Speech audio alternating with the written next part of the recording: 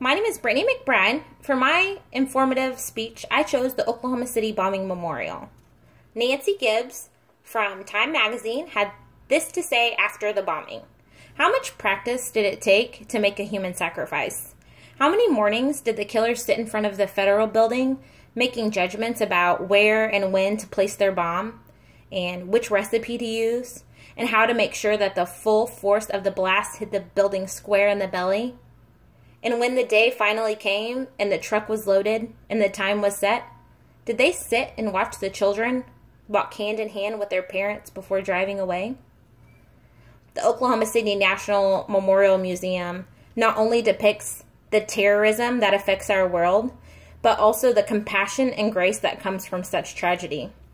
The Oklahoma City bombing not only shows the impact that violence can cause, but also displays the peace and unity that comes from such an event.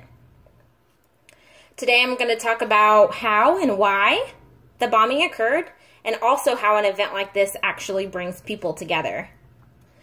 On April 19th, 1995, at 9:02 in the morning, a 48-pound ammonium nitrate-fueled oil bomb concealed in a Ryder rental truck exploded on the north end of the Alfred P. Murrow building in downtown Oklahoma City.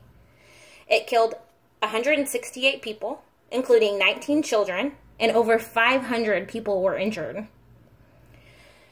This was considered the deadliest terrorist attack on U.S. soil until the 9/11 attacks on the Trade Center in New York City. At first, authorities thought that this was a Middle Eastern terrorist attack, but because of eyewitness records, they found out that it was actually Timothy McVeigh and Terry Nichols, who were both U.S. Army soldiers. Later on, ABC News recorded Timothy McVeigh's reasoning for wanting to bomb the federal building in Oklahoma City. He said that what the U.S. government did in Waco and Ruby Ridge was dirty, and I gave dirty back to them in Oklahoma City. So the Ruby Ridge was an incident where a white supremacist was gunned down by government officials. Him, his wife, and his son were all killed by government officials.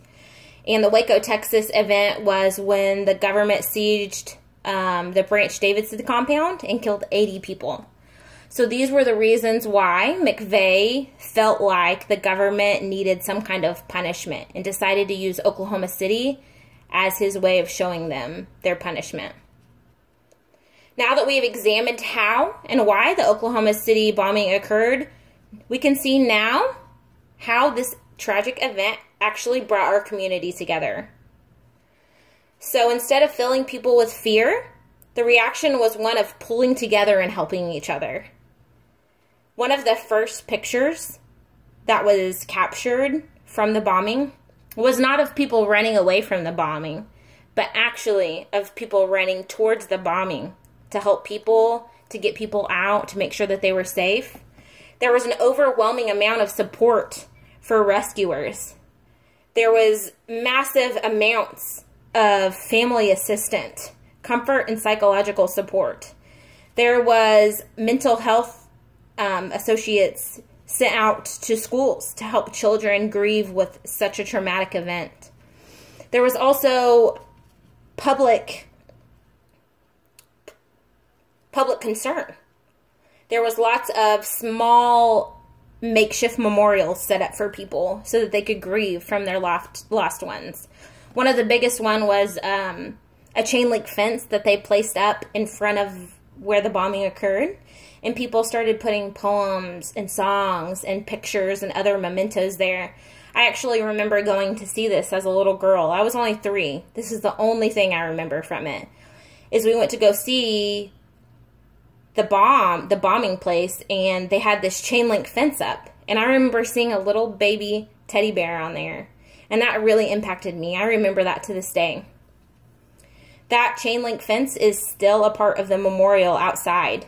They still have that fence outside. They also have 2 clock waterfalls that have the time of the bombing. And they have chairs sitting outside, one for each person who lost their lives. It's really beautiful if you haven't had the chance to go see it. The Oklahoma City National Memorial Museum not only depicts the terrorism that affected our world, but also the compassion and grace that such tragedy brought to our community. We have learned that the Oklahoma City Bombing Memorial has brought light to both affliction and compassion for each other. Sometimes we need to be burnt to the ground to be able to begin again.